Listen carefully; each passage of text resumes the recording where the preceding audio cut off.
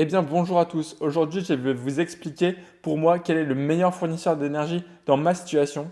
Pour moi, dans la situation qu'on est actuellement, déjà, il faut éviter tout ce qui est non régulé parce qu'on ne sait pas en vrai dans les mois qui vont arriver s'ils vont pas exploser leurs chiffres. Parce que clairement, les offres qui ne sont pas régulées, les fournisseurs vont augmenter le prix au maximum du kilowattheure. Et on a déjà pu apercevoir ça dans les mois qui ont précédé. Et du coup, moi, je vais vous expliquer pourquoi j'ai choisi l'offre Tempo d'EDF.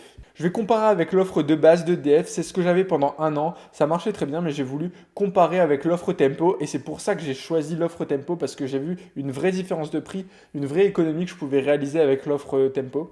Bon, du coup, l'offre EDF de base vs l'offre Tempo. Alors, le prix à l'abonnement, il reste à peu près pareil.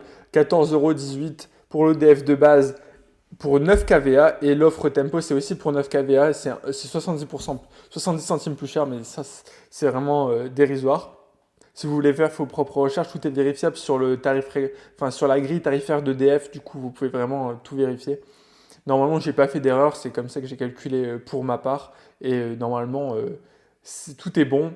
N'hésitez pas à me donner votre avis dans les commentaires.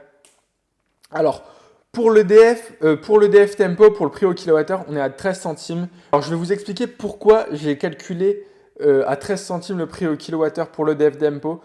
Alors, en fait, l'offre Tempo d'EDF, il faut savoir qu'en fait, il y a certains jours de l'année où le prix va vraiment être beaucoup plus élevé que d'autres jours.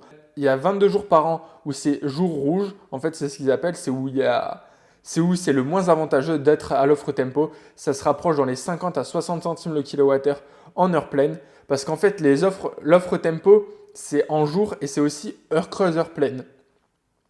Alors du coup, jour rouge, c'est vraiment le pire. C'est 22 jours par an, c'est plus de 50 centimes le kilowattheure en heure pleine.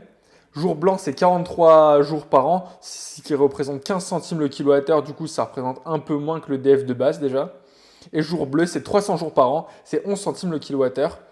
Lissé, bien sûr, sur 24 heures. En fait, les trois données que vous pouvez voir le prix au kilowattheure pour les jours bleus, jours blancs et jours rouges, je l'ai lissé sur 24 heures. En fait, je suis parti du principe que je consommerais autant la nuit que le jour.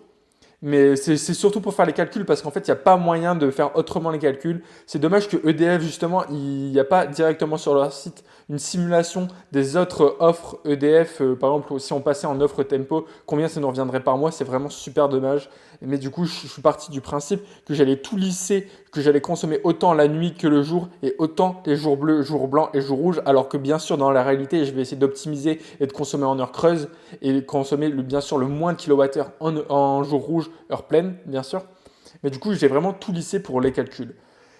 Et je vais vous expliquer pourquoi je me suis permis de lisser avec ma situation juste après.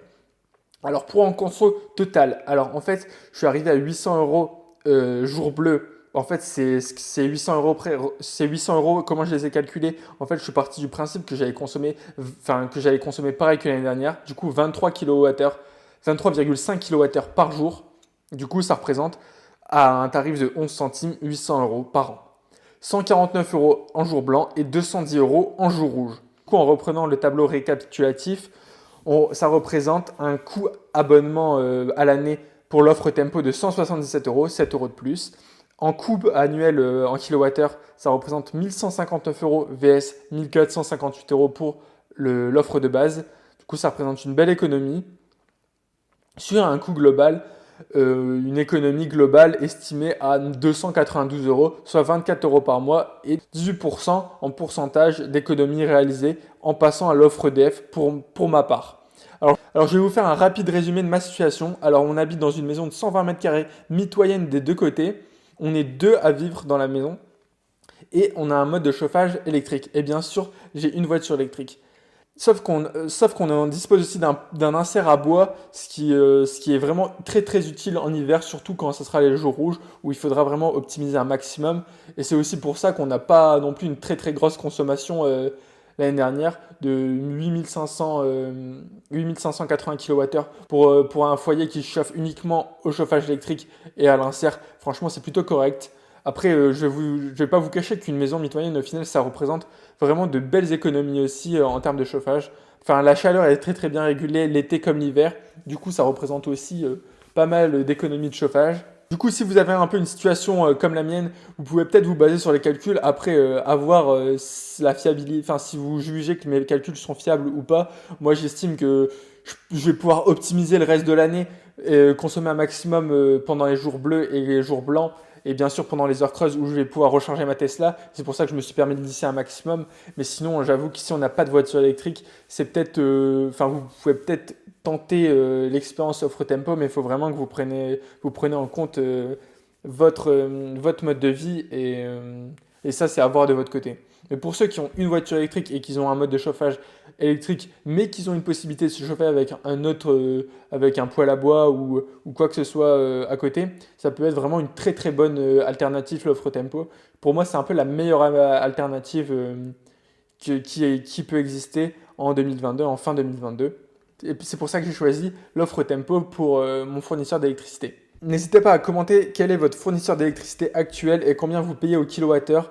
Je sais que du coup, ma méthode de calcul elle est pas du tout super représentative de la réalité, mais c'est une estimation. J'ai pas trouvé de meilleure méthode pour estimer de manière plus fiable euh, l'économie qu'on pourrait faire en passant à l'offre tempo. Si vous avez d'autres idées, n'hésitez pas aussi à les commenter.